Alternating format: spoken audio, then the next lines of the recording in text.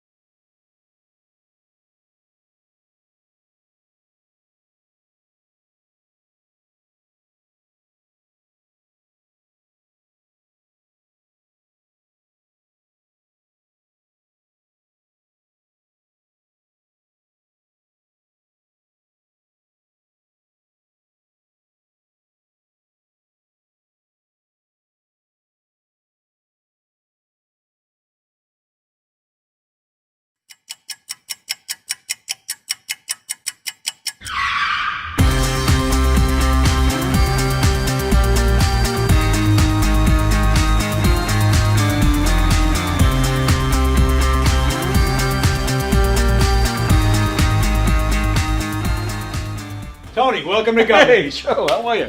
I gotta pat you down though, pal. Oh, yeah? Yeah. All right. Got anything on you? Anything I should know? I got nothing. Anything weird going on?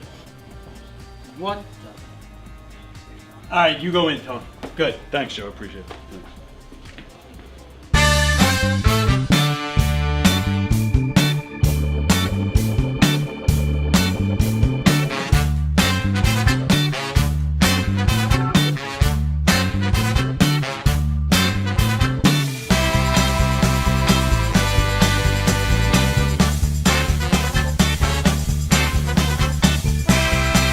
Hi, I'm Tom Kelly of The Tom Kelly Show.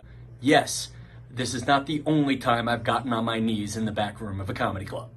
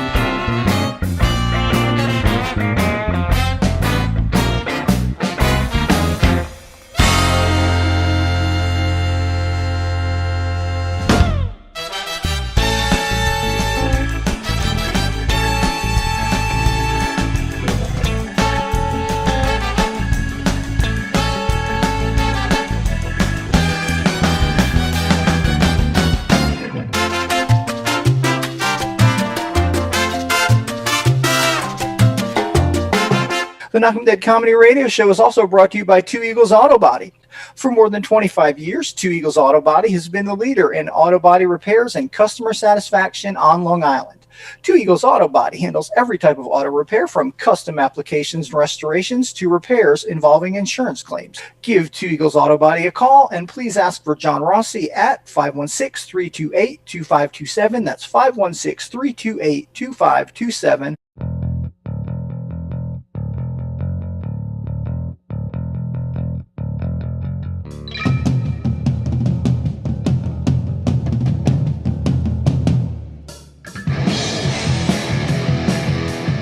Hey, how do you say there, people? It's Johnny Brennan, creator of the Jerky Boys, also of Fox TV's Family Guy fame. I just want to let you know you're listening to Tony on the Knock 'em Dead radio show. They're gonna keep knocking 'em dead, so keep listening, you wacky sons of bitch. Right there. Over and out there, sweet Charlie. Long time no see, man. Hey, man, I miss you guys, man, that Knock 'em Dead Comedy Radio. I just want to say thanks for making my millennium. Oh my gosh. Well, it's a love fest. Yeah, you heard that story. Yeah. So I guess should I tell it again? Oh, yeah, if you want. I mean, yeah. You know, you guys are into comedy. Does it really help when somebody gives the punchline?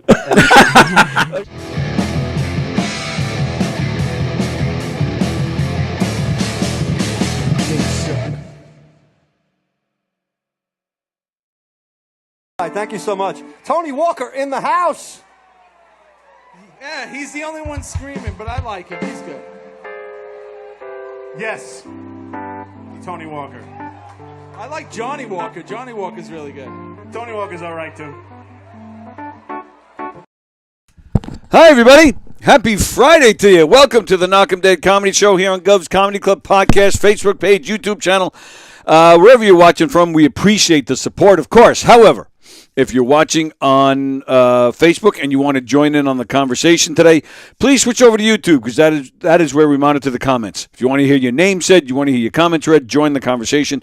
So switch on over to YouTube. Wherever you're watching from, we ask that you share the link. Tell everybody you know about all the great shows here on Gov's Comedy Club podcast, which is live from the legendary Governor's Comedy Club. And boy, do we have some legends today, ladies and gentlemen. First off, we got Brian on the couch. Rosie's back, ladies and gentlemen. Rosie's back. Rosie was Yoga tour. You were missed last week. You were missed. I was doing poses. That's actually how I used to start my. Do people really fart during that? Oh my God. Oh, do they?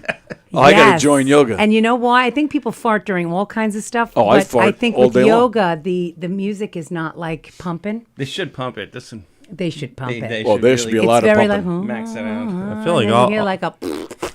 You're like, oh, okay, well, there we go. Is that really? Yes. See, I'd be the guy in the back laughing the whole time then. 'Cause Brian would lose it. He'd Oh, lose his shit. He wouldn't be able to be in class. I would. I'm 12 years old, man. I would be laughing my ass. Well, my ass off. See what I did there? I see what you did there. Lou Prats is here, ladies and gentlemen. Yes. Lou Prats. Thank you. And joining us for the very first time, a very funny comedian from New York City, Aatmik Gupta. Gupta, that's Gupta. right. You got it perfect. Nice. And don't believe him when he says that I'm funny. No, you're I funny. have to say. Well, all right. So I've seen some clips, and you are funny. But before I even get to that, the reason I saw clips of you is because Don Sill, he called me up one day, and I swear to you, this is true. He called me up. He goes, "Dude, you got to see this guy that I just saw." I go, "What are you talking about?" He was a comedian. I'm like, "Oh, okay." He goes, "Yeah." He saw you perform somewhere. That's right. I think he saw a clip of me off of this Bobby's Mic at Paradise Studios. Right. But then he saw a different clip. Another clip on my Instagram. It's a bit he does about coffee-flavored coffee cake, which is fucking hysterical. Coffee cake flavored coffee. Is that what I just? Yeah, but Sorry. it's all See, when you all said well it the didn't same. sound funny, but now he's No. I was Nothing I say sounds funny. No, but it's clever and it's hilarious and well done. And then you were all Don could talk about for 2 days, and then he very kind. immediately got you on a show, and then so I watched the show, of course, and half the show is just him telling you how funny you are. Yeah. Did he ask you out when you guys finished? He had a lot of dumb. Well, I would have said yes. I would have a conversation every night if I could. Who could say no to that baby face? Everybody loves Don. Yeah, everybody does love Don. I mean, how do you know? It's true. He is one of the nicest guys floating around this place. That's for sure. And he is a walking encyclopedia of comedy. So even though he doesn't really jump on stage, but he knows what it's all about. So if he says a guy is good, you know. That's somebody's opinion that people listen matters, to. Yeah. It's a lot of pressure. All right, we're getting a call already. Who is this? It's Romeo. Hello, Romeo in Florida. How are you, pal? Good morning. Good morning. Good morning. Good morning. All right. I'm calling to. I'm addressing this call to Rosie and Lou and other guests that come into your studio. I would be remiss, Rosie and Lou, not to tell you about what I found out about Mr. Walker. Oh, boy. Mr. Walker has a dark side. How dark is it? It's very dark. And I really, I would be remiss if I didn't let all you co-hosts know about Mr. Walker's dark side. In fact, Lou, you would understand this. I would write him a DAT. Okay. What's that? And you can explain what a DAT is. What abuse ticket? Desk appearance ticket. Desk appearance ticket. Okay. Yeah, it's a desk appearance. It's a lieu of arrest. Yeah. Okay. What did I do? Well, I'm not gonna elaborate that. If you really want to know what he's capable of doing, you need to watch a previous show, which was aired on Monday of last week, of this week. This week. Yes, of this week. But I just want to warn you, Rosie, you're a wonderful woman. You're a single mother. All right, well, Lou, I wouldn't go that far. My mother lives with me. The credibility my ex-husband, who I'm very friendly with, I love dearly, is like a 4-minute bike ride away. He's over all the time. Well, I have a lot of support. I'm pretty good. You would need you need to be cautious. That's the only thing I have to say about this. Have a great show, guys. Great to see you back, Rosie. Thank you, Lou. As always, you're my man. Thanks, man. Single mom. And welcome the new comedian. Welcome, right. John. God bless. John. Before you go, you ready? Yes, dear. Okay. So, I hung up on you. I'll tell you, that's one title We didn't even get to the point. That's one title I never thought I'd hear. What's that? Single mom. Single mom. It's like the one thing I'm not. It's so funny. He is so full of it, that guy. There is nothing dangerous about this whatsoever. What did you do? Why don't you just come over What here? did you do? What'd you do? It was a year, and by the way, this is like at least 30 years ago, actually maybe even more. A guy I worked with was messing with me on a personal level. He was calling me for certain things, playing little pranks on me, but kind of crossing the line. I felt he hit me personally a little bit. So I called for a pizza. I called for a gas leak from his house. Oh, Jesus. Oh. And I called... You didn't swat him, did you? Oh, and I called the cable company saying my cable was out and gave them his address. And they all showed up within an hour of each other. That's fun. But, first off, I don't think that's the worst thing in the world. But I also, to my credit, I called him later on and fessed up to it and said, okay, I know you've been messing with me. Now I'm manning up and saying I did this to you. Are we done now? And it worked. This guy never messed with me again. So, I don't know. I guess John just kind of took this a little hard. But that was 30 years ago. I was thin. I had hair. I had 2 legs. I was dangerous. Wow. Now I am none of those things. I don't have 2 legs. I don't have hair. I'm fat. I don't get around. I fall asleep at 10 o'clock at night. Like, I'm old now. Yeah. I'm a shell of a man. I'm not a threat to anybody. Just getting through the cable's a pain in the ass. Yeah, you got them to show up? That took tenacity. Yeah. Something you couldn't handle now in your old No. age. Well, that's my point. And then I know it. I know they all showed up within an hour of each other because the guy put his wife on the phone, who was home for all that, and she motherfucked me left and right. And I was just, I'm sorry. She's the real dark one. Oh, if I ever saw her after that, which I never did, but if I did, she definitely would have kicked my ass. And I would have been aroused. So, all right, so there you go. So that's that. So now, I know your last name is Gupta. Gupta. What is the pronunciation of your first name? Aatmik. So it's just you could say Aatmik, and then the R is silent. If you did that, that would work. Aatmik. Aatmik. Now the R is silent. Aatmik. The R is silent. Aatmik. Aatmik. Yeah. Aatmik. You know, you screwed me up with the silence. I'm sorry.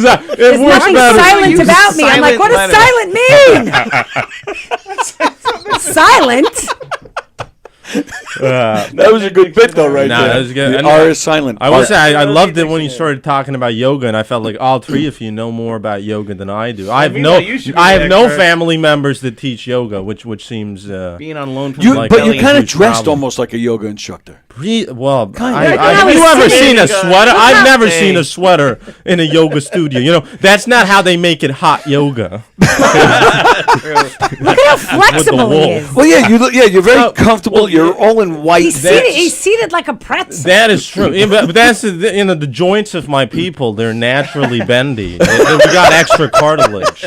You don't have it. You already spilled on my shit last week or 2 weeks ago. This is why no liquids. The joints of my people. That was actually very funny. Like that. That's the name of your first comedy album. The Joints of My People.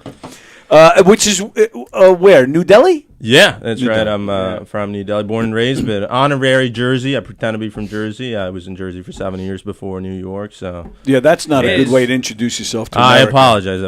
No, we should apologize to you.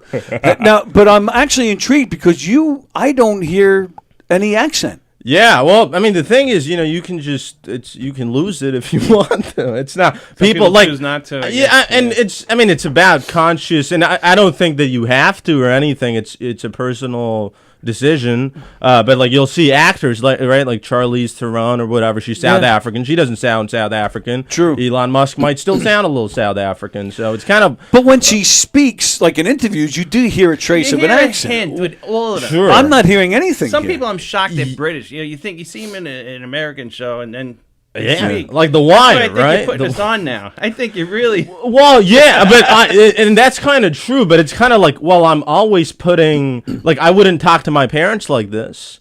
Oh, is that right? That's true. So you're consciously not talking normal. So but it's kind of they're both normal. It's kind of like you have two normal selves. Like you might have this. Like maybe if you, I don't know if you guys are Italian or Irish, Puerto Rican. Okay. Puerto Rican and Sicilian. Well, you're just Long Islanders. Yeah, so, exactly. Very much so. Yeah. But you might speak different, a little bit different to someone like from home, right? Like a Southern guy might, like people from the South do this, right? They come up to New York and they'll speak a little bit different, and it's not like that's not them. But you just adapt to the context, and they're both okay. And I think when I wake my son up, I'm not like, just get the fuck out of bed. Exactly I have to like consciously that. be like, come on, baby, it's time to get up. You're gonna be late. Yeah. So I would normally want to be like, just get the fuck out of bed. I know what he means. I have kids in their 20s, so I do say that. I fuck can't. up. I can't. Shut wait. the fuck up. I Get the can't fuck wait. out. So how would you talk to your parents? Give us an example. If your parents are sitting here, how would you talk to them? Okay, I'll be like, "Hi, Ma, how are you?" Wow, that's I know. I get it. You know what? That's how I imitate everybody from New Delhi. Hi, Mom. Hi, Mom.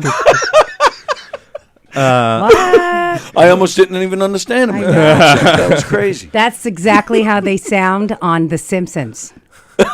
I don't know about. Well, now we're getting into loaded territory. Yeah. But not that I might. It's a weird thing, right? Where it's like now I feel like I have to.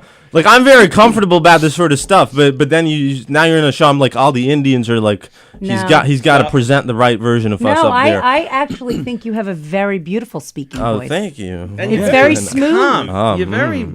You have a very right. It's like a soothing. Making me nervous. Listen, I think you have to get in line because Don Sills already's got his claws in that voice. I'll fight you down. And look at that hair. Oh yeah.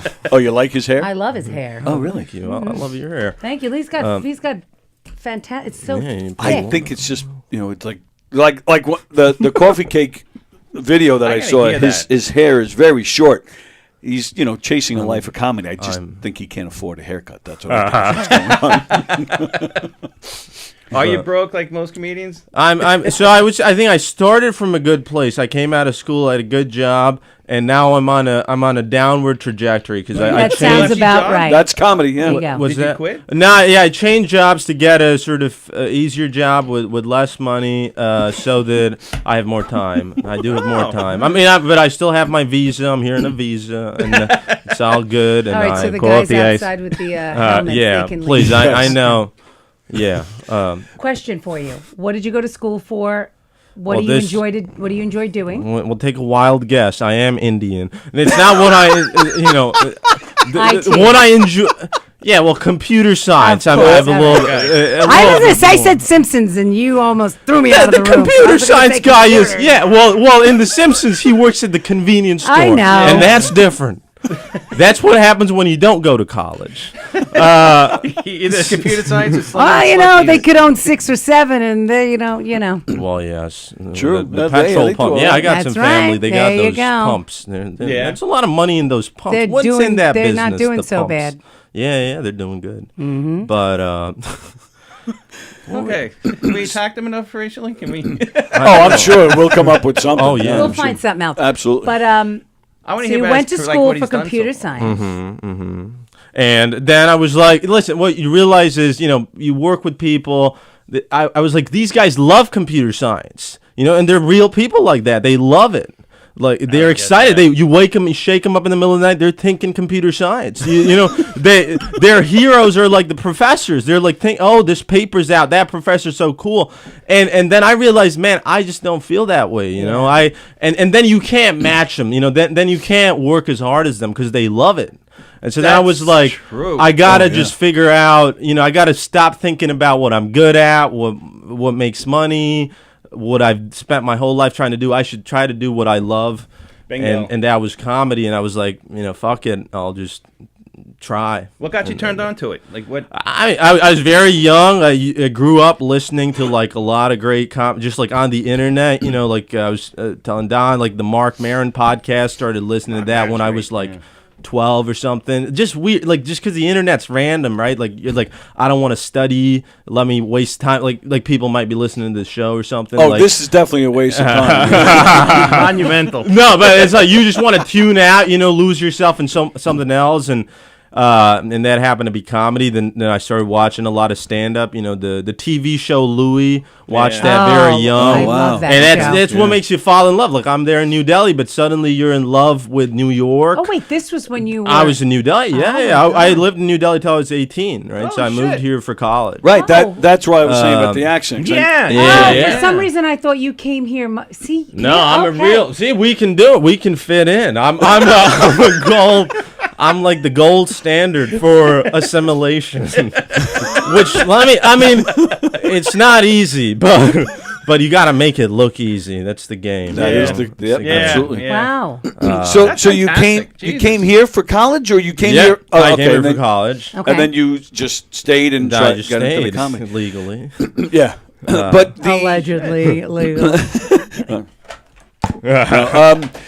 But you do, to your credit, right? You treat comedy like a full-time job. I saw on Don's show you said you get up early in the morning so you can start writing. Sure, yeah. I mean, you just have, I just think, I mean, that's why I chose to do comedy, because it's something I'm excited to actually get up and do. And then, I have no excuse to be lazy now, because then it's like I'm not rebelling against anyone if I'm being lazy doing comedy. My parents don't want me to do this. Now I know you like it, you love it, but what do you not like about it? There's got to be something. I think what is hard is just I mean, there are parts of this profession which is just it's about greasing the right poles, and that's just part of the process, and I don't object to it, and I'm not above it or anything, but it does.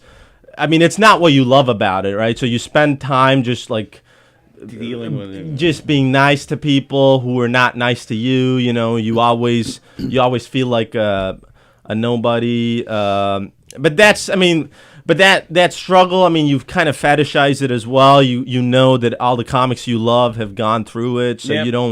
you don't hold it too heavy. And what don't you love? When you pour yourself out there and they give you nothing. Yeah. I don't love that. It breaks your heart, but you do Hasn't it. happened to me yet. No.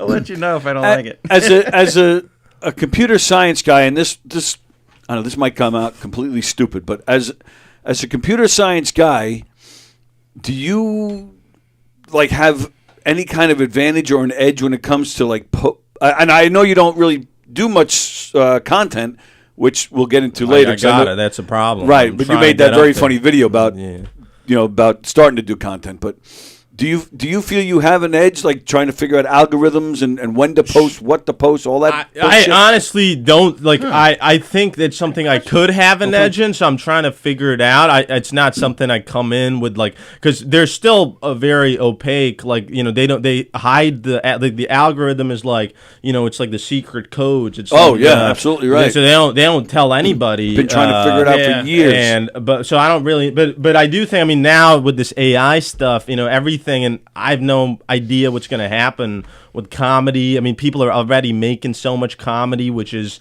like AI, and there's a whole conversation about it. I don't like a lot of it. Yeah. But the reason, to be fair, at least personally, the reason I don't like a lot of it is I think it's bad. It's not because it's AI, right? It's just because it's like some of it's so simplistic. It's like fables for kids. Like, it just doesn't feel, interesting to me. But the thing is, what we've seen with every other thing is that the AI has been getting so much better. So it used to be really dumb. It used to not be able to make, sentences. Now it can make sentences. So right now maybe it makes shitty art, but maybe in like 5 years it makes amazing art. And then what's the point of us? I was gonna say, that's depressing. That's the scary. Well, I'm sorry I brought it down. Hey, that's never gonna happen. We're all just gonna go home now. Yeah. So how did you discover Paradise? Paradise. I did this mic and this show. Sorry, it was a show. I did a show in a hookah lounge. Where, out in the city or no, out in Long Island. Was it in Amityville? He has no idea. It was a Scorpion hookah lounge. I forget which town it is, and I my knowledge of Long Island geography is. Google it. I did a hookah lounge thing. It might have been the one. Was it dark and yes. there it were was in like boots? the back. Yeah. I think we might have been. Yeah. What was it called? I got it. Scorpion. Oh, you got it? Oh, okay. Scorpion. I don't hookah remember lounge. it being Scorpion. There was a scorpion involved. I think a man from the Middle East. Well, that makes sense. How you spell hookah? Oh, and was now involved. look at this one. Talking about scorpions in the Oh, in Middle East. Hempstead. What? Hempstead. Well, that's out in Long Island, I guess, if you're in the city. Hempstead. I apologize. Like that. It wasn't even. That's not the one I did. I did How one many Scorpion hookah before lounges Sean could there Brown decided to possibly be? hit the bricks and take off with Little Mo Mozzarella. He used to host something at the at a hookah lounge, but it was in Amityville. I will say it's an experience doing comedy in a hookah lounge. It's one step up from doing comedy in like a steam room. Yes, because you're doing. It's like there's these clouds of mist. Right, and they're all muffling the laughs. And they're all high as a kite. Like I only did it once, and they're just looking at me. Yeah. I had the strangest Is experience. it getting high? Hookahs? It was Dr. Harry Friedman. Okay, good old Harry. And Harry was there, and I was there, and Sean Brown, and there was some people in the place, and there was a throuple. Ooh, What's a throuple? hey. 2 women and a man.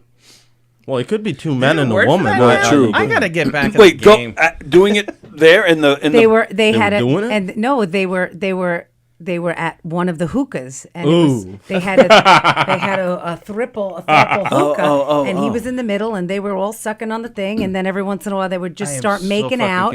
I love when they suck on the thing. And everybody and it was hard to not look. Is it a sex thing? They were Or getting just very sucking on hookahs? They were, but they were getting very sexy. Really? And after a while we were all like, and gotta get finally out more, man. and then Harry just became Was Harry the guy in the throuple? No, he just got very involved in their No. throuple. He did? What do you mean he got involved? Like He was his the whole, fifth wheel. like his whole set became The fifth About them. about them and asking them how they met and did he pay and what's going on, and it got so uncomfortable. And that's all I think about now. it takes- Like, not all the time. I think about thruples all the time myself. Set. And just like, how'd you guys get into throuple? I think Harry had the right idea, right? It takes one guy with initiative to turn the throuple into a double date. Yeah, and he was just and it was just, and I just was like, I'll have another vodka. I went from like not drinking to like, I'll have a double.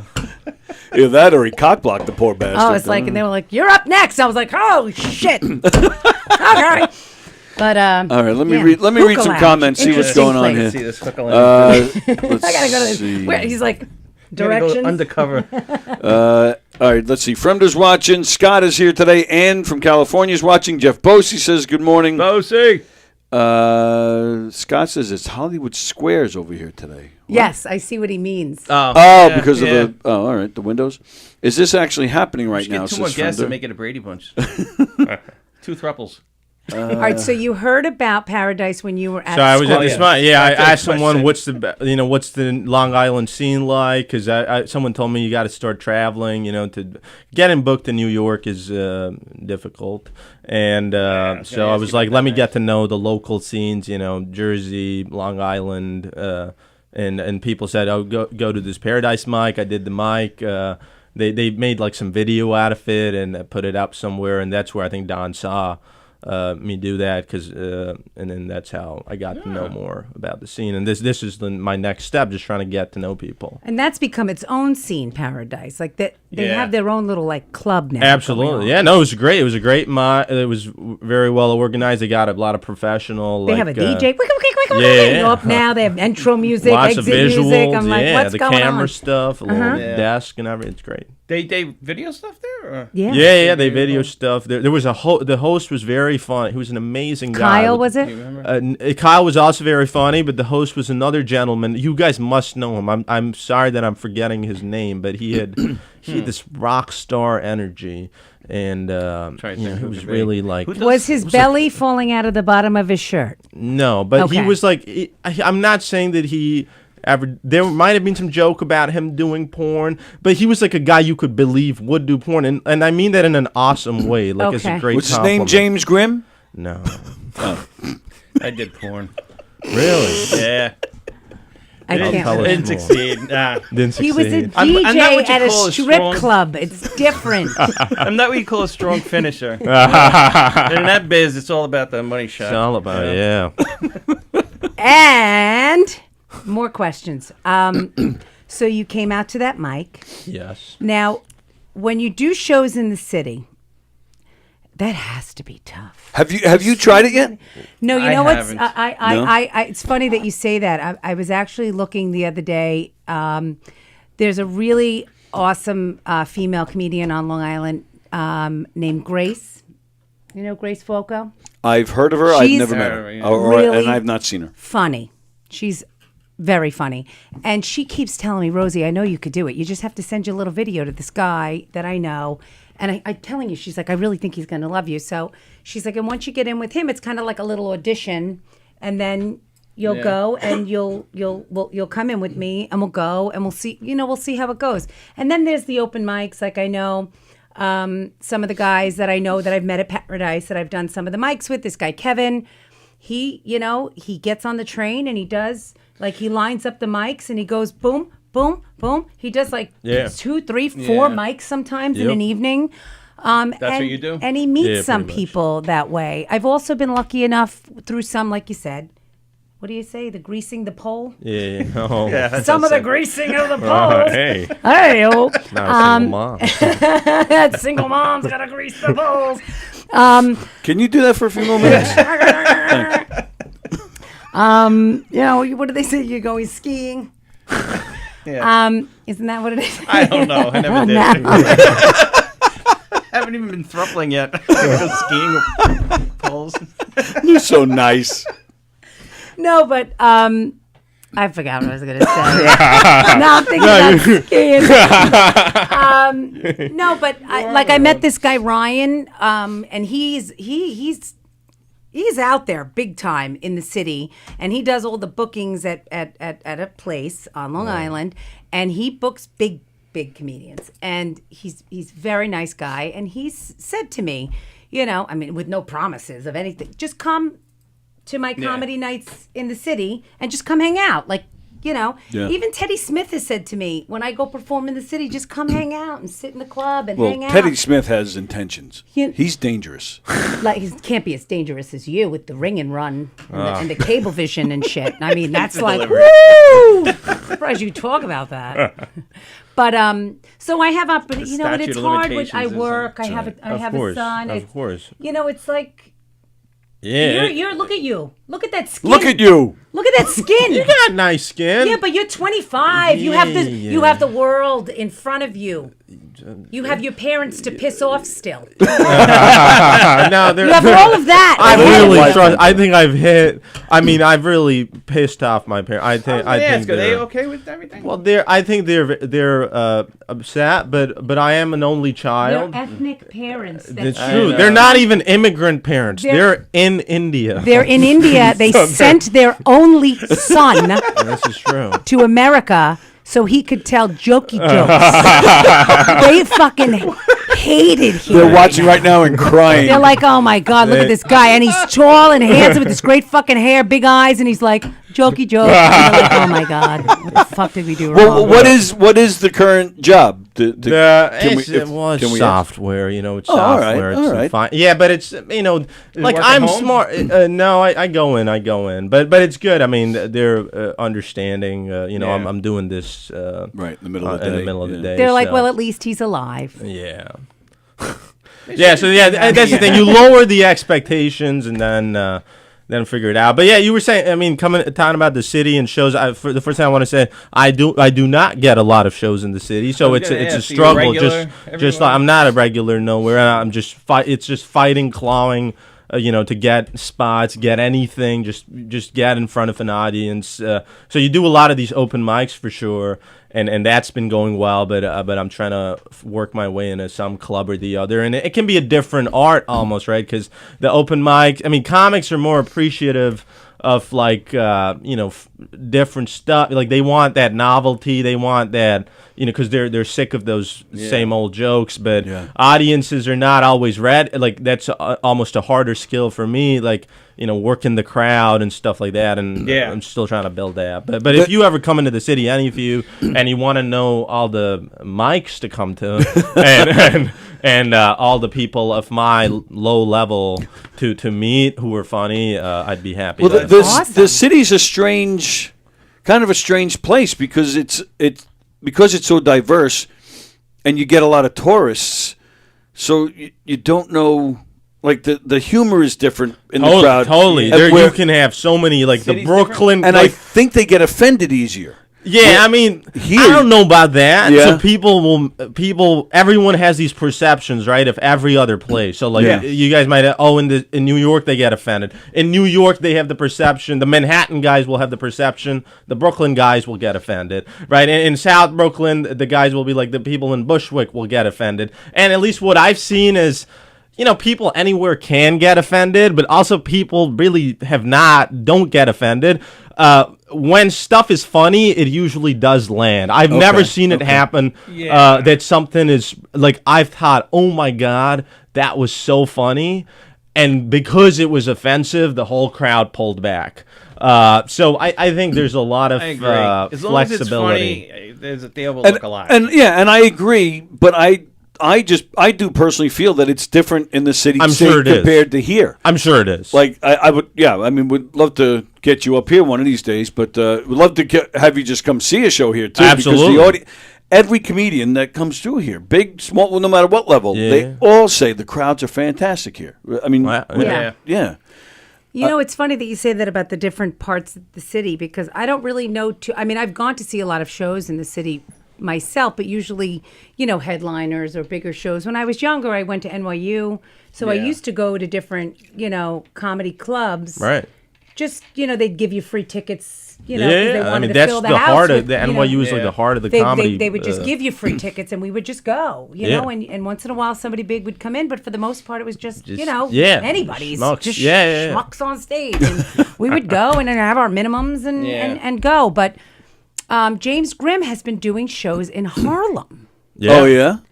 No shit. And it's the funniest thing to me because, like, he's like the tallest, like, he's like almost albino. And, like, he's so white and he's going into these shows in Harlem. And I'm like, how are the shows? And he's like, you get the strangest people on stage. Like he said, one night there was a couple. They came all the way from Albany to perform. Wow. Because I guess maybe in Albany they don't have a scene type thing. Sure, yeah. Right? So they came down to perform in Harlem at this like bar club kind of. Yeah. But they got a good crowd. Because Absolutely. there's so many people on a Wednesday night. Wow. They had this big crowd. They all come in. He said the wife went up first and she was great. She was really funny. Then the husband went up. And all he did 8 minutes of sounds. Ah. Sounds? You gotta love that. 8 minutes of sound. And it sounds. And I go, this is bullshit. He goes, no. He's like, Rosie, the guy made sounds. And I was just like, he said he was just sitting there going like this. See, I would love that because it's so absurd. That Exactly. would make me laugh. I'm a sucker for sounds. He said the woman that, Oh, you give me a sound. and he said that the woman that cooks it is this teeny tiny Asian woman. Who, and like, you don't want to be called like a micer, like Sure, you sure. want to be a comedian. You Yeah. And she'll be like, next Micah, to the mic, 5 minutes, you, 5 minutes, Micah, you. And he's like, all right. Like she he works said, during and the he day. said it's just like the craziest scene. And you're just like, this is, and he goes, and I go, well, what do you think? And he goes, it's great experience. And it's so refreshing to see different people. It is. And to hear different voices from Yeah, all sure. over. Totally. Because, not for nothing, I love being here and I love being at different mics out here, but you do see a lot of the same shit. Totally. all the time. Yep. Yeah, man, I think that's just what's great about the city for sure is that, like these unexpected situations where where someone like me can go to a mic in Harlem and try to make a black audience laugh and then eat shit, because I don't know, like it's like I mean, there's so many levels to this, right? Like especially for me as like coming here, right? You come to America, then there's like a first level of understanding, like, oh, like what are college kids in America like, and what do they laugh at? But that's just one slice of America, That's right? one piece of And it, then you yeah. come to New York, and then you're like, okay,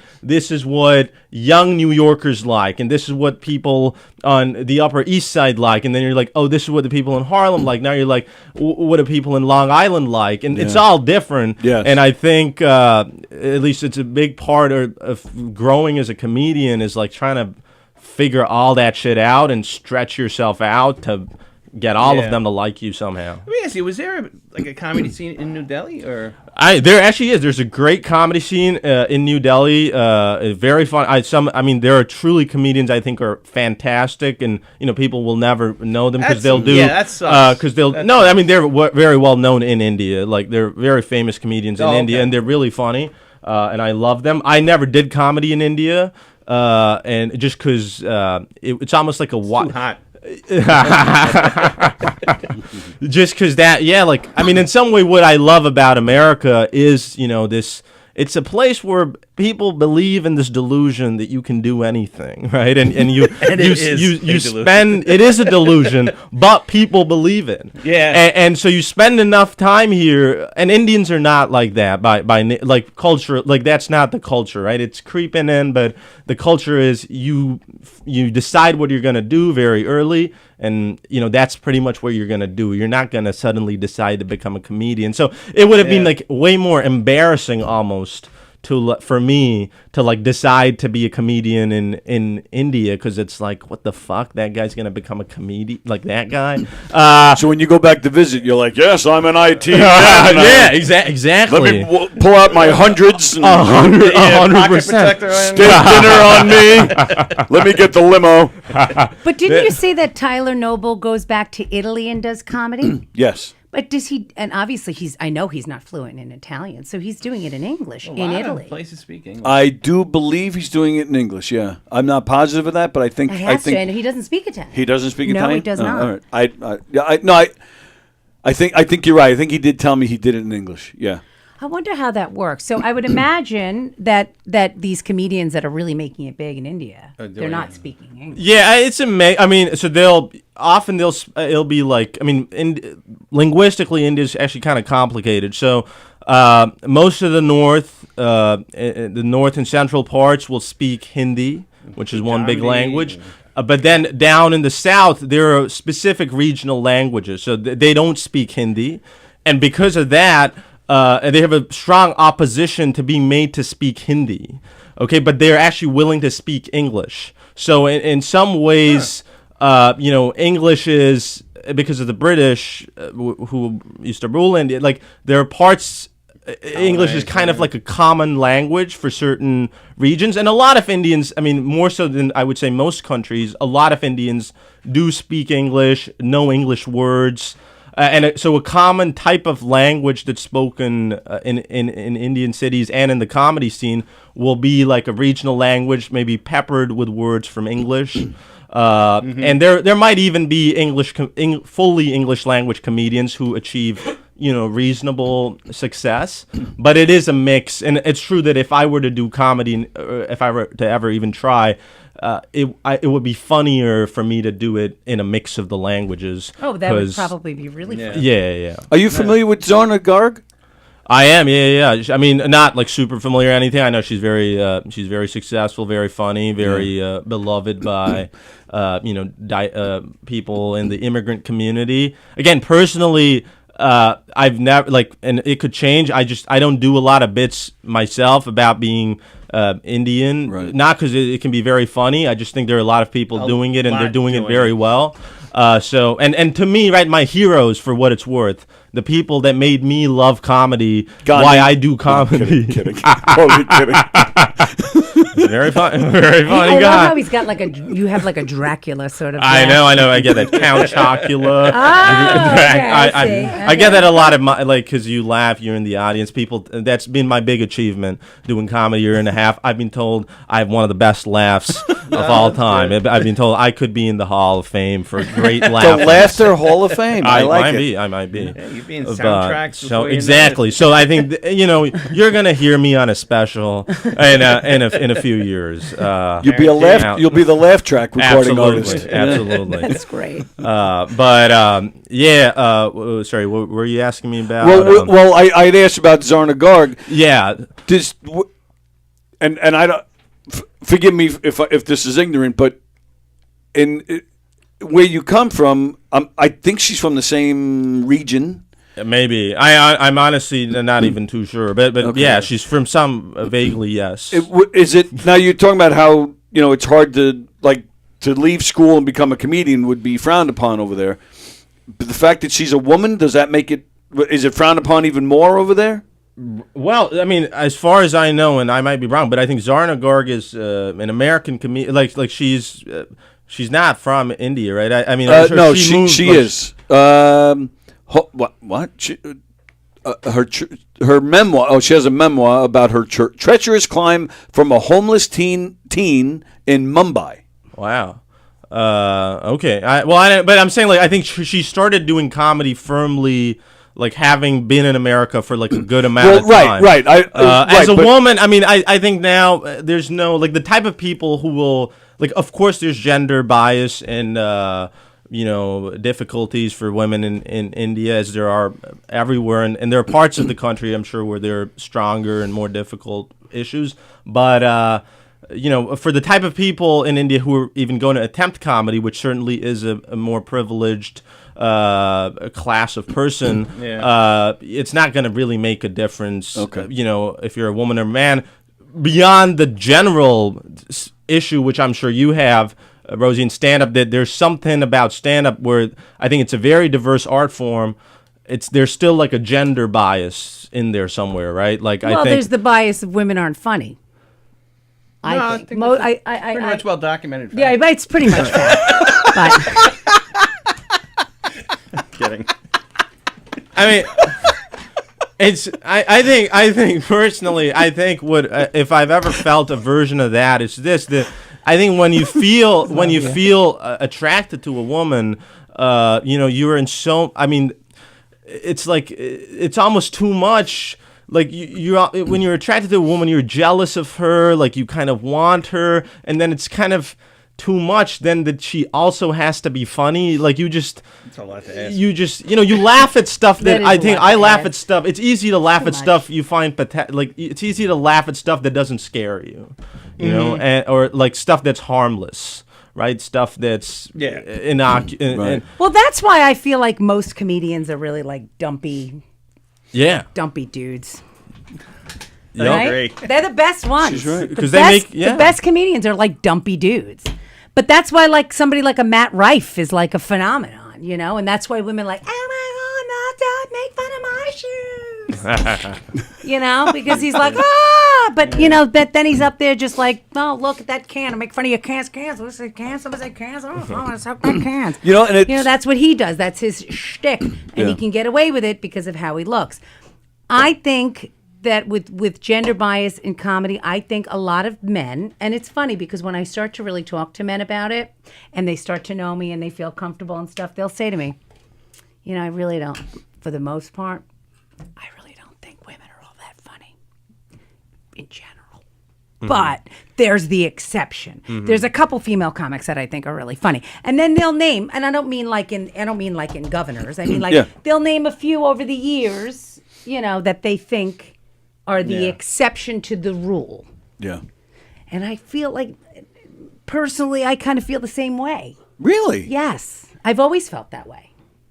That's interesting. That's actually really interesting. I've always felt that way. Like I always thought, and I know it sounds. I think Lisa Lampanelli was hilarious. I thought so too. What the hell happened? Because she said she couldn't work in a woke environment because all her jokes were about banging black so dudes funny, and though. everything was inappropriate. Yeah, one and of her then last shows, they were booing her. when everybody started saying, "Oh, you can't say black guys, and I'm you so can't sick of say it. You fat can't guys, say and you this." can't say white chicks, and you can't say," she was like, "I can't work." Yeah. Like they took away all my material, and she said, "I'm done. Yeah. I can't do this anymore because everything became so PC. She couldn't like work in that environment anymore." A buddy of mine up like in the Westchester area was doing some local community theater, and she was in the show. Wow. Really? She's fully retired and just doing, I guess, what she wants, just whatever she feels like, and just some local community theater doing, I don't know, some musical that every theater does, and there she was on the stage with them. You know, and then you have crazy. people like, like somebody like you have people like Gilda Radner. You know, I mean, then you have people like that, and a lot of that was because she was just so like, like she does those like faces, you know. Did she? But she really didn't do stand up, right? Or did she? No, I don't think a lot of them no, did. but she did like the sketch, you know. Yeah, she yeah, did yeah. those like, you know. Yeah. And to this day, there's few better. right, and you have was like amazing. those gems. I feel like, you know, obviously you have what's her name? The one that died from the plastic surgery, who's like Joan Rivers. Yes, I mean you have like the heroes, and then there's like a select few that you can really, really name. Mm-hmm. And I hate to say it. I know it sounds so terrible. And I think women are so good at so many things. And I'm sure there's like and I don't know comedy writers. Like I'm not good at that. And I'm sure there's a bazillion comedy writers that are like amazing. And I'm sure, but I'm just meaning like the ones that get up in front of a room and like just kill, like a Carrie Carabas. Yeah. I love Kathleen Madigan. Yes. I think Yeah, she's she's great. Yes. Fantastic. But you see what Yeah. I mean? Like you have to like. No, I'm going to disagree. I think if we made a list right now of the top 50, I bet you would be almost half and half. No Gilda way. Radner, Lucille Ball. Again, these are women that got on stage. Yeah. And they did faces, and they were funny in shows. All right, so we're going to take them off the list. I can find a lot of funny So in shows. are we talking of just? everybody? We're talking just stand up then. I'm talking get up on a stage and like kill, like an Eddie Murphy. Got on stage and did Delirious and Raw. He wore leather, and he just stood there with a mic, and people talked about him for a decade. So that Name 20 women like that. so that I can't. You can't. I think there's something very interesting because what you're describing there, right? Like that thing of like it's not even about comedy necessarily. Like walking up in front of a stage and like getting a crowd to basically obey you. That's something you could argue, like whatever the bias is that the audience has, you could argue that's part of why audiences or like people have a hard time accepting female politicians. Because the thing that I feel like that you're describing is not even so much about humor. It's the way that, especially in like American stand-up, the stand-up is like the leader, you know, or the stand-up is like a pastor almost who like just owns the crowd in that moment. And that power dynamic, maybe, I think, which is independent of the funny thing, the power dynamic maybe, and that's true, like, even as a guy, like, yeah, there's something in my heart which is like, which has a discomfort and an insecurity about letting a woman, like obeying a woman or being so it's subservient. Like there's some. It runs deeper than just funny material. There's something there, yeah. But I don't know. There's something about like when you see somebody like a Louis C.K. up there, or when like a Chris Rock on stage in his heyday in like the 90s, up on a stage. And they're so funny that when they're up there, you can't even hear them anymore because you're laughing so hard you're doubled over. Yeah. I don't know. I there are some women that have achieved that. Not for sake of not trying. There's so many women out there doing it and have done it. You know, but I'm just saying, like the amount of men like a George Carlin that have achieved that level and that status. Well, look at the time period you're talking about too. Like George Carlin was, but there was more of a like men are in charge thing back then in the 70s, and I also shouldn't be. I don't know. And I also think, to your point, like, of course, women are, so many women are doing stand-up comedy. I still think, though, at least at the level, like, just in terms of participation, and this gets to maybe the toxicity of the culture at whatever level, but it's like, there's certainly a skew. Like, I would say it's at least like 75-25 or 70-30 at the mics that I see at this very low level. So obviously that's going to then translate, you know, in terms of who's going to stay in it. And I think, I mean, to that point, like, people do improv, people do other types of sketch. This has really gotten inside baseball, by the way. but people do improv, and those communities tend to be way more equitable or have even more women than men. And then maybe that explains how that leads to, you know, like if you look at whatever great SNL cast members, I'm sure it's gonna be a 50-50 list, if and not maybe more even women. More skewed women. And that you went to a point that I was going to make, like somebody like a Kristen Wiig to me. Yeah, exactly. Funnier. I think she's funnier than almost any man that's ever been on SNL. Yeah. And does somebody she do stand up? I don't think so. I don't and then you have what's her name? I think a lot of what's them the one that Chris was Farley heavy? Didn't really. What's the one that was heavy, but now she's not as heavy? She does all those. Amy McCarthy. Melissa McCarthy. She's absolutely hilarious. Like in every movie that she's in, and when she does those sketches, and when she's on SNL. Like to me, I feel like women are funnier. I can't explain it. Acting kind of. Yeah, like when they're comedic performers. Yes, comedic performers or improv or like sketch comedy. But I'm talking about like actual stand-up. It's very tough. Well, all right. Well, I'm looking here. Carrie, I was like this. Oh, Carrie's one of the best. Yeah. I swear to God, I sat there when I went to go see Carrie live for the first time. Wanda Sykes, Sarah Silverman. Jessica Kirson, who is amazing. Nikki Glazer, Amy Schumer, Leslie Jones, Margaret Cho. But see, I don't think Leslie Jones is all that funny. Yeah, but I'm not going by personal opinion. I'm just going by. But is it weird to me to say? And I know this sounds crazy, but that like go back. Hold on. What about Chelsea Handler? No, okay, but go back. Amy Schumer, Margaret Cho. Yes, but Margaret Cho is very dykey. I'm sorry. Yeah, but she still hit a very high level. But she's dykey. Go back. I don't know. I'm just saying. That's an interesting concept. You're saying that you're racist. Wanda Sykes is very dykey. She's one. I think she's one. I think she might be the funniest you just named. Wanda Sykes is super dykey. Have you ever seen Jessica Kirson? I saw her live. She's super dykey and she's hilarious. Go on, Margaret Cho, dykey, funny, hilarious.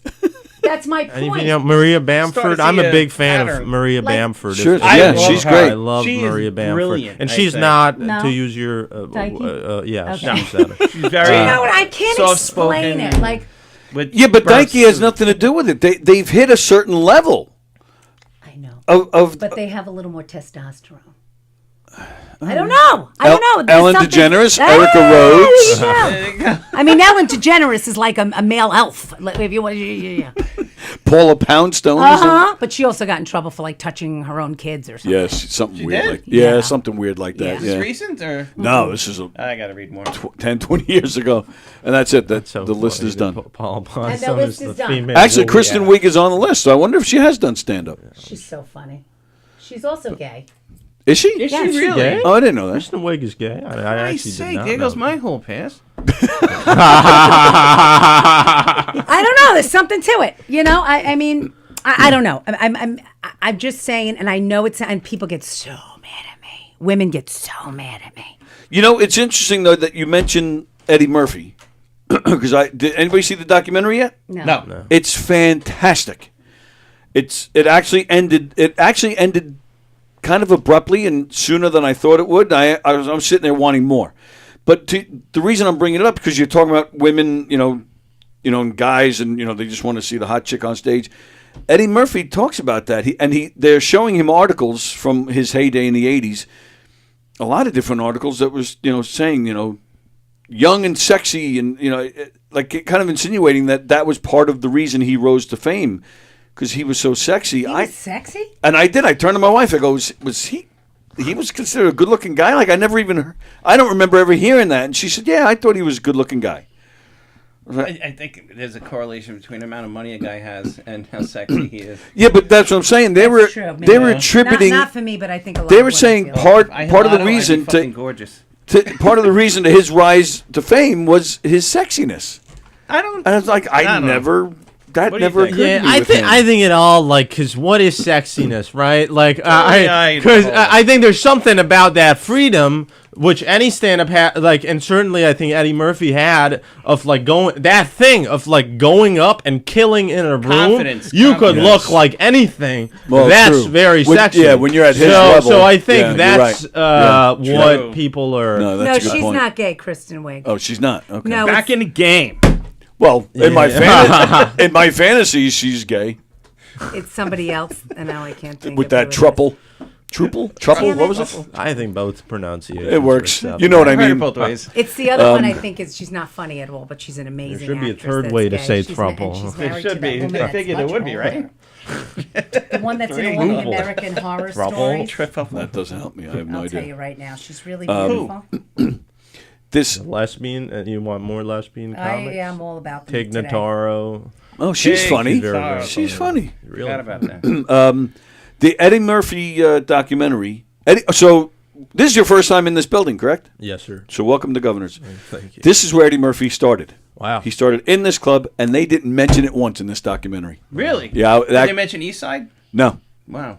The documentary. Now I'm not going to give too much away because it just came out a day or two ago, but they don't mention the Long Island comedy scene at all. Did he mention his shoes? Like, he used to work at Roosevelt Field, and he worked at the Adidas. I think he did mention that quickly. They used to take sneakers when he had shows and wear them that night, and then bring them back and put them back on the box. No, the next day. no, they didn't get into that. They talk about his childhood, but for the most part, this documentary starts with him getting Saturday Night Live. That's almost where it starts. So I was I loved the documentary, but that was one thing I was really upset about. That they not a single picture of Governors, as he's talking about something else. Like no mention of Rob Bartlett, who he was working with back then. Nothing. That bothered me. And then the other thing that bothered me, and this is my last point. That's I'm not going to give anything else away. Arsenio Hall was interviewed in this thing, and I've never been a fan of Arsenio Hall. I never thought he was funny. I thought his show was kind of bad, and I don't like his acting. But anyway, in case you haven't noticed, I thought he sucked in Coming to America. You've been holding that in for a long time. Seriously, you're gonna sleep good tonight. That's one of my favorite movies, Coming to America. But I thought Arsenio Hall sucked in it. Yeah, except when he was like playing a different, because they all right. He did a different character. When he was one of the barbers, I thought he was funny. But he's in this documentary, and he said, as Eddie Murphy was rising to fame, a lot of people said he's the next Richard Pryor, and Arsenio was like, well, why does he have to replace the other black man? Why can't it just be two black men? Why is it so small for the black comedians? And I'm like, it's just a way of phrase, right? And I'm sitting there. You paved the way. I was sitting there yelling at the TV. So many musicians were called the next Elvis or the next Beatles, and they're course. white. Like Yeah. baseball players, the next Babe Ruth. Like Sean Penn was supposed to be like the next James Dean. right, Something like that. exactly. All the this one's in the next Brando, and It's just a freaking expression. right. And That's all even it is. even the Everybody's gotta comedy get their world, panties in a this one's the next Joan Rivers. Like it, like I just thought he was completely off on that, and it bothered me. Like you're wrong, and why do we even have to go there? Why does everything have to go know, there? I know. So Everything does. and they didn't harp on it. It's a great documentary. I loved it, but and of course it was Arsenio, which made me dislike him even more.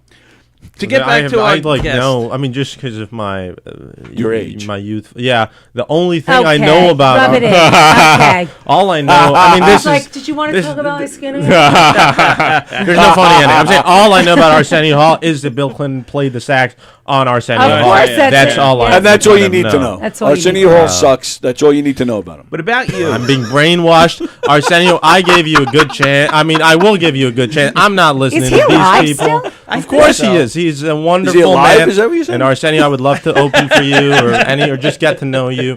And I'm not listening. what are being coming to America for? Oh, the second one was so bad. So now, I wanted to say something Yes. that I tell you, I admire you. You went from being in a different country, you came here, left the security and everything to come to America to go to college, left college to follow something that you're passionate about. So I can't see you not making it. You know, just he's you. not going to it let means a himself lot. not. How To young me- you are, and you did that. That's just amazing to me. With the support of people like you, whether I make it or not, hopefully they're not going to kick me out of the country, and that would mean a lot to won't me. let that happen. No, I just think it's so brave. Like It is, man. Do you have a support system here? Or?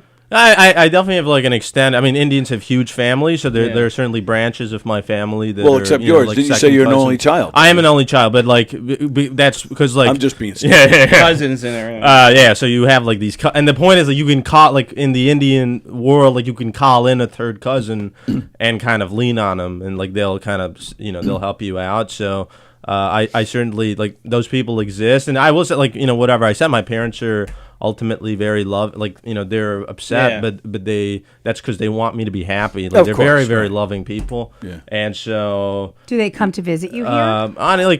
They came when I started college. To drop me off. They came when I graduated. And then, and you did graduate, so you have the degree if you need to go back into I the did graduate. IT world. Yeah, I didn't drop Okay. out or anything. Right. So that would have been Well, on it. fuck you That then. would have been on it. So, yeah, you can't. They would not have had me on the visa. Blah blah blah. You can't. Right, that's true. Yeah.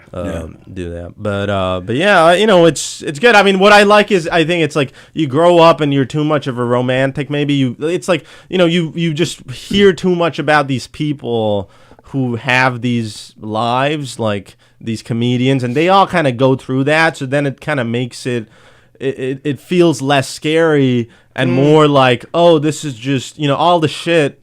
You just kind of accept is like, oh, this is just part of I think everyone Part who of is the in journey. showbiz, Right, and everyone in you gotta showbiz. You left through your that. comfort zone. Sure, yeah, but I kind of love, like, I will say, like, as a person, I love doing that. Like, I feel most scared when I'm not leaving my comfort zone, because then I gotta, like, keep thinking about, oh my God, when I do leave it, it's gonna be really bad. So then it's like you put yourself in a really shitty situation, and then you can be like, oh, I'm getting stronger somehow, or something, like that. But I So think you there's- need that to succeed. You do You definitely need it. something like that. And you got that. Now you said you at a get up young age. early to write.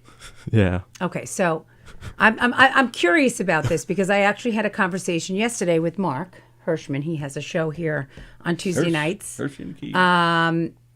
And we were talking about writing styles, and I've been having trouble with writing because I'm not the type of person, and he agreed. He said he's not that type of person that we can just get up and sit and say, I'm going to go to the library today. I'm going to sit and write.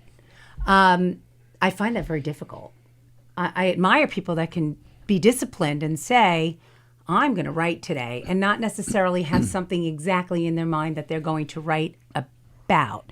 Like, I tend to, like, I wrote a joke that I happen to really like recently, which I don't really say very often, but I was sleeping. Yeah, and you have that. And I know what woke you're up saying. in the middle of the night, and I was like, Yeah. and I've done that and I fall back to sleep, and I'll remember it. Yep, you can't. You gotta write. You gotta. And I've learned my lesson. I don't remember shit. Oh, yeah. I can't remember what's going to happen. In this day and age, you gotta write it down. I'll remember it. And No. in this day and age, when we have these phones with us, we can just instantly just put it in there. I just pick and I just go. I got so many I either notes. say it into my phone or I'll jot down like keywords. I'll jot down enough. Right. And that's what I did recently. And then when I got up, I read it and I was like, oh, I remember. Right. And I was able to write it out. Right. But I can't just go and sit in the morning and say, let me think about something I'm going to write. You know, how do you do it? That makes all that makes it seem like it's way more like disciplined than it is. Like I'm also like all I mean what I for example, I can't write or like I don't have a good time writing alone in my room. So I gotta like wake up, shower, get to a coffee shop. Now I'm sitting in the coffee shop. I just feel good about I've just realized, and it's like I think different environments make people feel good. Yes, so like absolutely. I feel good if I'm in a coffee shop in the morning. I'm already kind of proud of myself for having gotten up, dragged myself to the coffee shop, and like drinking the coffee. Now I'm like, okay, I got 2 hours before work. I can just and it's like, and then there's no like feeling of oh, I gotta write this or I gotta write that. It's like, what do I want? It's very instinctual.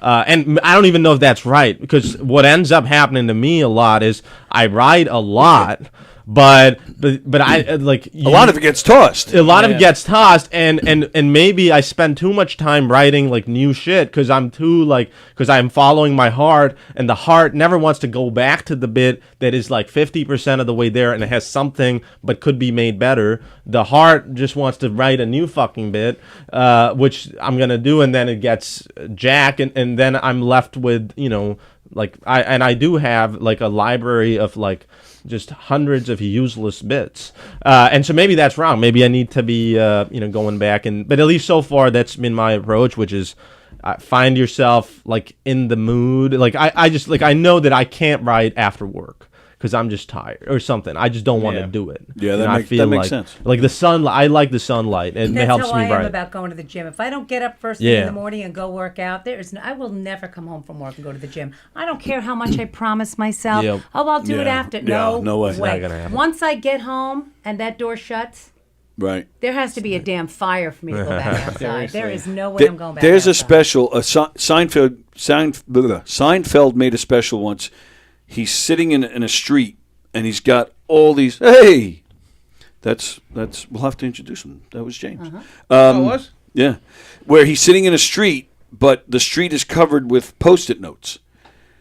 It's all stuff ideas that he wrote through the years. He never threw a single thing out. Yeah. He didn't use most of it, but he didn't throw it out because he always, in case something like came to him, he would go through a shit. Okay, yeah, I wrote this 20 years ago.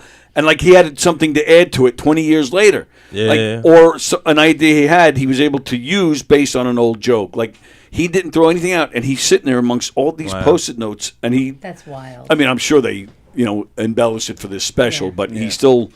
And I've heard that from other people too. That he never threw anything out. It's all just around. So that's. I just find it interesting people's different methods. Sure, yeah. Chris Roach told me that he Don't listen to him. Yeah, that's bad advice. Chris Roach was like, I can't write at home like you. And I get that because you get distracted. You have your phone, you have your comforts, you have your this, you go and look into you start doing a project, Yeah. And he says he has to find a different environment to go and write. And I hope he's okay with me saying this. He said that he wound up finding like the lobby of a local hotel near his home, and he sits in the lobby of like a hotel. And they don't know if he's a guest or not, like a Holiday Inn. And he sits there, and they have all the things you would need: a high table and a chair.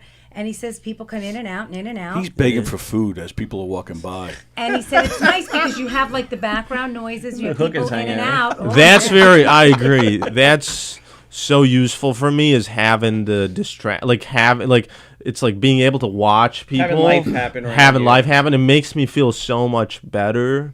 about just like whatever I'm doing. And people have said different things. Like I can't do this, but I think a famous comedian, I don't know if it was Mitch Hedberg or somebody else. I love him. What is genius. a sesame? but someone said that like he would like to write in like Targets or something, like really unusual places. Like he wouldn't go to a coffee shop because he's like, oh, a coffee shop's like a normal writing place, but if I go to like, I don't know, bouncy castle, a playground, whatever, then visit someone in I'm gonna have a weird like impulse. To what? Steal a child?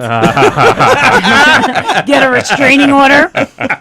Wind up on a watch list? I'm actually surprised to hear you say that, and I hope you don't kill me because I say it all the time. But I mean, it's like I see it in here. I see it when you're having conversations with people. You break out into these, you do accents, and you'll make fun of like your mother or a friend or people we know, and like you come up with this stuff. Yeah, it's very. And I've been telling you this since I've known you. You should be doing a one-woman show somewhere where you're coming out as all these different characters. The vagina thing. The what? The vagina diaries or whatever the fuck it's The vagina monologue. Monologue, whatever. The vagina thing. The vagina thing. JJ. You're vajayjay. He's a real romantic at home. Hey, honey, let's play with the vagina thing. I appreciate that very much. Thank you. But it's funny that you say that.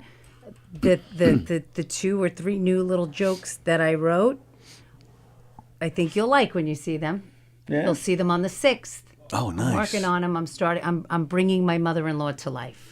Oh, all right. Perfect. Did you ever like come up with something on your way to a show and do it that night, or do you like bring it home and practice it first? I've sometimes I mean, of course, there's stuff you come up with in the moment, right? And that stuff. The coming up with it on the day off type stuff. I think I've done both. Like sometimes you do it. I think a lot of the times it doesn't work, but that might be because you have your own perception, belief that it's not as good as the rest of the stuff because you just came with it. So when you're selling it to them, you lack the self-belief. But sometimes that's the best stuff. Maybe. So, but I think you do have to believe that it's really funny, right? Like I think it's so important. And if you lose that, then they smell the fear. They're like, they are dogs, savages. Fucking. All right, let me go. So how long have you been doing this? Seriously, for 1.5 years. Wow. Yeah. Okay, so very similar to you. Yeah, kudos to you. I think it's really great. I don't know if I would imagine English is your second language. I wouldn't really say that. I would say it's a co-equal for. And honestly, very honestly, my English is better than my Hindi. Imagine it just is. But that's not even that uncommon in India, right? Like you go, so like all your school. For a lot of Indians, a sizable minority probably is really? It's in English. Really? Yeah, because again, because of the British and everything, right? There's a lot of so smart. Oh yeah. Our people, yes. that is one of our. That is like your and it's true. When Indians are sending people to America, we're sending the best. Oh yeah, you're not sending like you're not sending the guys that like pick up the cow shit. No. All right, so he's like, no, you're sending the fucking. Tech I'm going to go back to funny. some comments here. Scott said he tried to get on the podcast, didn't get past the casting couch. Frank Kafar is watching. I'm just impressed that someone can do 5 mics at once. So obviously we're going back. Actually, I'm more impressed that there are 5 mics that were willing and in the same place. I don't know what he means by that. Same place? Do you mean the city? No, I think he means like in the room that they work at the same time. Yeah, but that's not totally accurate, right? So we're like doing 5 mics a night at 5 different venues. Yeah, no, different places. And sometimes they're very close by, though. Like like Greenwich Village will have you can hit like 3 or 4 mics there within 2 hours, and they're like 2 minutes walking from each other. And there's a whole website dedicated to like planning it, apparently. Right, you can schedule like your time and all. Yeah. And Ivory Fields runs one in the city called the Grizzly Pear. Oh yeah. I've been to that. Do you know Ivory? I do know. He's awesome. He's very funny. Yeah, great guy. He's a nice guy too. Is he Long Island? Yeah, he's a Long Island based guy. He's here all the time. Where is he? He lives out here. I think he's in Amityville. He lives in Amityville. Oh, he's in Amityville? Yeah. I know he goes everywhere. Oh, he's hustling. Yeah. I did a show with him in Nyack. Wow. He's everywhere. Right. Frank C says Lisa Lampanelli was hilarious. Fremder, sometimes the compliment "nice set" isn't referring to jokes. Frank Kafora says Michelle Wolf. So again, going back to the Michelle women Wolf. comedians, Michelle Wolf is hilarious. Sarah Silverman. Yes, very funny woman. My wife is in an improv group. She's one of the funnier ones. Okay. Tina Fey is impossibly funny. She is. But did she do stand-up? I haven't seen I don't think so. anything. Yeah, I don't know. Again, she's really amazing when she imitates people and when she's doing sketch. She's a great writer, definitely. Frank Kafora also says he works at Panera sometimes, which is why I'm not a comedian. Frank, I'm confused though. You're talking about because you're a musician. Are you trying to write comedy, or are you writing music? Is he just saying shit? No, we were. It's going. He started commenting I going work back. at Panera. I love comedy. No. You guys were talking about where you go to write. I love turtles. I will say, I think that's kind of just what comedians do, right? Yeah. I'm there. I love work at Panera. I eat Anne turtles. from California says, I saw Aatmik on Don Sill's show. I think he's fantastic Well, I'm gonna and have to go handsome, she back. says. Yeah, I gotta look thank at that. you, I'm going to have to go back and watch that. Listen, if anyone's Oh, got you a should, daughter definitely. they would like to introduce me to. Well, I'll tell you what. Rosie just mentioned December 6th. On December 6th, Don and I are producing a show. So there's two rooms here, Governors. There's the main room, which holds 350 people. Wow. Then there's the giggle The one that room. I go in. What's that? The one that I'm in. The giggle room holds 85? 80, 85. well Comfortably. maybe 50 or 60. No, more than that. Comfortably 75. Okay, all right, I'll give you But that. they've squeezed 85 They squeeze in it there. 85 to 90 in there. Oh, yeah. December 6th, we're doing a show where it's a lot of the hosts that people that have shows in here are going up to do sets. So we're calling it a night with Gov's Comedy Club podcast. Why don't you come do 5 minutes? I'd be honored. Thank you so much. That would be cool. Come. Oh yeah, absolutely. Absolutely. Yeah. Rosie's doing a few minutes. Wonderful. I guess I'm chopped liver. Well, it's. I had to cut it off somewhere. It's. I know. That was so funny. I had to go. That was so good. One bad comedian. No, I need him around because usually it's me. And Danny will be like, I know Rose is in the room. I hear a goat. And I'm like, oh my God, this guy's trumping me. I love it. No, all the hosts fine, that are I'm here. kidding. Laura Couple Patton guys. and Kathy Arnold, because they host a show. hosted in here. once or twice. You need references? Or? No, hosts in here. Oh, okay. Hosts guys that have shows in here. Laura Patton and Kathy Arnold co-host a in show the in here. room. Oh, gotcha. In here. I got you. Hey, that's I what I'm saying. got It's you. a night with Gov's Comedy Club podcast. I got you. So Kathy Arnold and Laura Patton, Rosie, because she's with me on Fridays. Keegan and Keegan is headlining. Hirschman is featuring.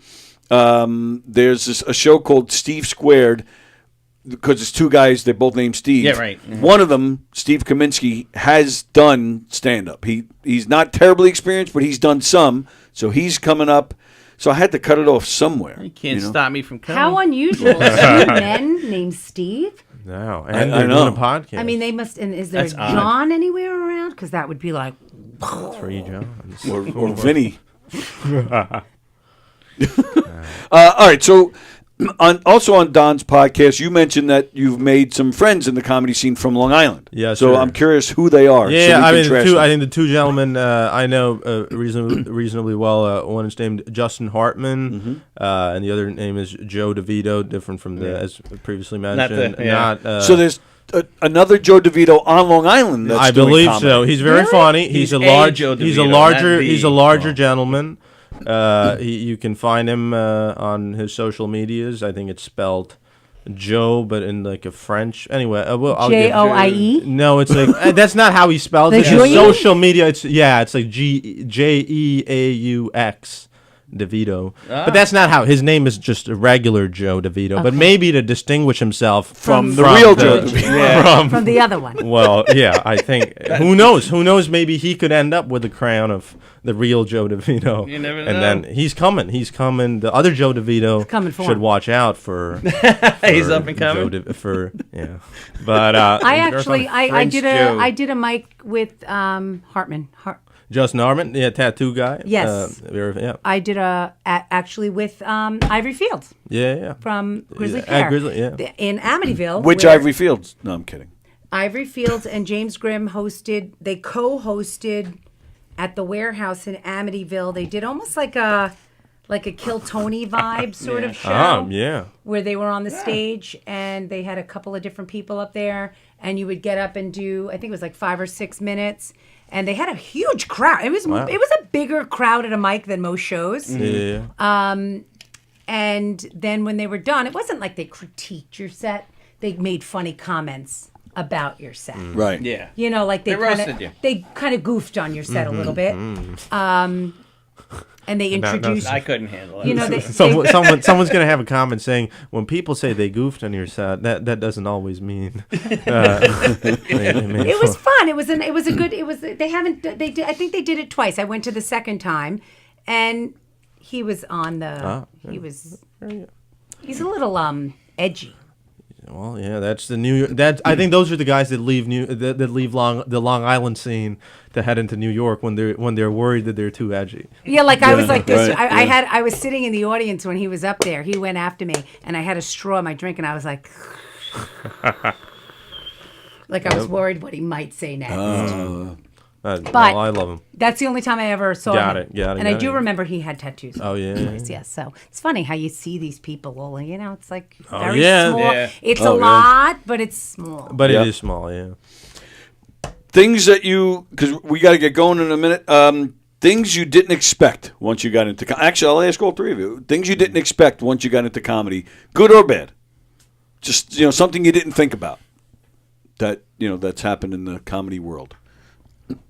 Or it could be nothing. I didn't realize that would be such a hard question. I think I think what I'd say is it's just you kind of it really is so diverse in terms of the people who do it. It's starting out like you have of course you kind of know that a little bit, but really just the sheer cross section of people, especially in the city, that try to do comedy, right? You truly have people who are genuinely crazy and can be funny. Yeah. There are people who are very well educated and it can be funny or not fun. There are people really, you meet really rich people, really poor people. Yeah, we have a few like that. Eric Haft, who's really rich.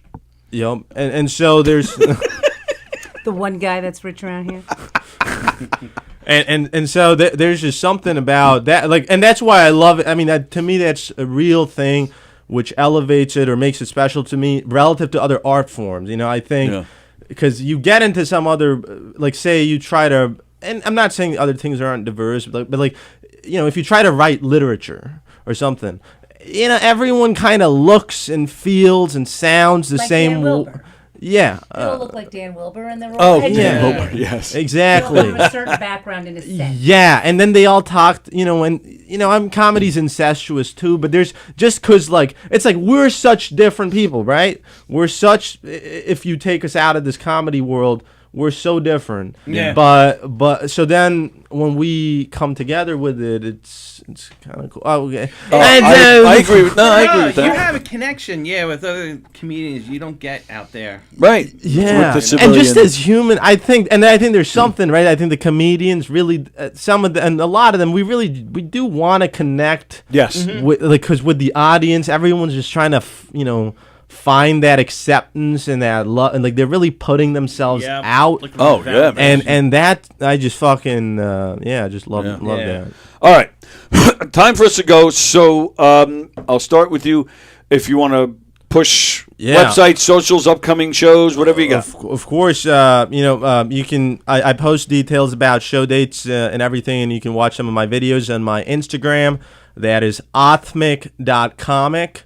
That's AATMIK.comic. The Instagram's the best place to see stuff that I made so far, and more coming out. And the coffee cake bit is on Instagram. So you can see the whole thing on Instagram. And I'm telling you, it's fantastic. So go check that out. Anything? December 6th, I'm doing that hosting thing. You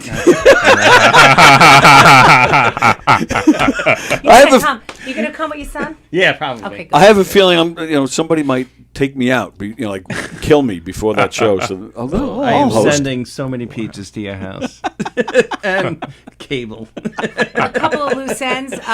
It was actually Sarah Paulson that is gay, and I love her. And she's beautiful. She's not funny at all, but she's an amazing actress. Oh, I'll give you that. Yeah. She looks a little bit like Kristen Wiig. There's something. There's something there. There's something. Oh, that's the one I okay. confused for a moment. Oh. And to answer your question from Halloween, I love Hocus Pocus. That's my favorite Halloween movie. I never answered the question. It came to me at like 4 in the morning. When did I ask You that? were like, everybody, what's your favorite Halloween movie? And nobody else answered. That wasn't today. No, that was Halloween. That's been sitting. Callback. Wow. Hocus Pocus for the callback. What I think is interesting about comedy that I didn't get to answer quick is that I didn't think I'd run away with the circus. I thought I would do one show as like a bucket list in comedy. I really did. Which a lot of people do that, yeah. I did a little class. I said, I'm going to do this because I've always wanted to. I'm going to do a bucket list show. I'm going to walk off that stage and go, this was fun. It's going to probably tank and blow up and just, I'm going to do it because I want to. And then that was almost, 2 years ago. And now I feel like I ran away with the circus and don't relate to anybody else involved in this. So it is a bunch of that. freaks, so it's a circus, yes. Yeah, and I will be in the Giggle Room on Friday. Today? No, Saturday. Tomorrow. I will be in the Giggle Room with Keegan and friends, even though Keegan's not going to be Yeah, he's not even going to be But his friends here. will be. He's doing some musical comedy, a musical He's in the theater. Jackie Mason musical. Yeah. Is he really? Yeah. Yes. Tonight, no, tomorrow night and Sunday. He did one, I think it was Wednesday. That was his first performance. And then he's doing it Saturday and Sunday. The Jackie Mason musical, which is written... Mike Keegan. Okay. Isn't that like exactly? You know how many people say that? What, Mike? Really? He's going to be in a musical? What? Okay. Well, he does. I will tell you, he does not sing or dance in this thing. Oh, I was What going to does say. he do? What is he, like a tree? It's a rock, right? He plays. He plays somebody like a real life person who I can't remember who it is, but yeah, a comedian, another comedian, not Jackie Mason. He plays another comedian, and I think he's Jackie Gleason. I was No. just going to say that's what went That's in. what I He's not playing Chaz Bono because he looks just like Chaz Bono. Oh my God, that's so mean. Yeah, well, that's his own joke. Yeah, he Okay. has that in his Well, set. yes. He plays a famous comedian, and not to minimalize him, but I think he's only in 1 or 2 scenes. So he's That's not something. No, that's what I'm saying. It's great. I'm not trying to minimalize Mike it at all. is an usher at But- an off-Broadway theater for the next week. The play stars Sheba Mason, Jackie Mason's daughter. Wow. Who's a great comedian herself. I don't know if any of you guys have I seen saw her. her in here. Yeah, and she's she great. opens for the other Joe DeVito a lot. She was here last week. She opened for Rappaport last Saturday. Oh. he was here, yeah. Oh, yeah, Michael Rappaport was here Friday and Saturday. And she runs a room 3 Monkeys. Is that in the city? You familiar with that? Yeah. I she, have a buddy who goes up. Okay, yeah, she runs it, and I heard she runs a great show there. Yeah. I've never been, but yeah, she's a lot of fun. Nice. How do we get into that? I don't know, but Oh. I'll be with because Oh, 'cause Mike. I'll be on Keegan and Friends without Keegan on Saturday, and then I'm doing a spot in the big room on Nice. Sunday. Nice, that's cool. Very nice. So Excellent. I'm excited about that. As you should be. All right. I wanted to. Fremder was bitching before about getting. Oh, he said. Oh, so to get another 5 minutes, I have to be an IT guy or something like that. He said. Fremder, you got 5 minutes with us in our last show. Just relax. You'll get more. And then Frank says, "Geez, you guys were talking about working elsewhere instead of home, and I was relating to that." Okay. All right. Oh, so for your full-time job, you go to other places to help you work. Okay. We got it, Frank. It's okay. I'm looking at the camera. I saw you kind of doing one of these. I'm looking at the camera. When I talk to our family, yeah. Okay, Ann says, have a good weekend. Wasn't Jackie Mason the voice of the Aardvark in the cartoon Ant and the Aardvark? I don't remember that cartoon. You remember? Hey, Ant. That sounds like him. But the blue aardvark. No. And the ant. You don't remember that? No, I don't remember that at all. I don't even know if it had a name. All right, we got to go. We got Sports Bash with Peter Schwartz coming up at 1 o'clock. So I gotta get moving here because I got things to do to set up for Peter. That's today at 1 o'clock. Tonight at 8 o'clock. Oh, yeah. Donversations. No, I don't remember that at all. Really? Donversations with Don Sill. He is talking to a man in the music industry, and I forget his name, so forgive me. Frank just texted me. Thank you for looking at me. Yes, Frank, I was looking at you. So that's what's happening here. Peter Schwartz at 1 o'clock. Don tonight at 8. I don't think we're doing Green Room tomorrow. I don't think we are. But then Monday, 9 a.m. Coffee with the Dog. I'll be back here. Oh, Monday I'll be on at 11. My special guest is David Clark, a good friend of mine. You guys, he's been here before. He does a Billy Joel tribute show called All About Joel, and he's fantastic. Looking forward to that. All right. Gov's Comedy Club podcast. We appreciate the support. And, of course, the clubs. Governor's here in Levittown. The main club is back open. The Giggle Room, the Brokerage in Belmore, and McGuire's out in Bohemia. Some of the comedians you'll see on the Governor's stage this weekend. Vinny from Jersey Shore is here tonight and tomorrow. He sold out, I think, 3 out of 4 shows. That's wild to me. Yes, me too. Carla Okerson, Chris Cassandro, Rosie Fiumara, Silvio D'Onofrio, Hicksville's own Tom Galati. Daniel Simonson, Eric McMahon is playing. I think that's McGuire's. So go to govs.com, govs.com, to make your reservations to some great comedy shows. And don't forget, as we mentioned, December 6th, a night with Gov's Comedy Club podcast. Laura Patton, Rosie Fiumara, Steve Kaminsky, Mark Hirschman, Kathy Arnold. Headlining's Mike Keegan. Special guest Greg Kritikos. And now we have Aatmik Gupta. Jeez, sorry. Gupta. I don't know how I screwed that up. I got to look at my sheet. That's December 6th, right here in the Giggle Room. December 13th at McGuire's, Knock 'em Dead Comedy. We're doing one of our comedic audience participation murder mystery shows. It's a holiday-themed mob show, so join us for that. govs.com. And, of course, knockemdeadcomedy.com. You can get our schedule and find out what we got going on, as well as information on how you can hire us for your event, for game shows and murder mystery shows. All right. That does it. Thank you, guys. Hey, Pleasure meeting you, pal. This was a lot of fun. Really enjoyed it. This was great.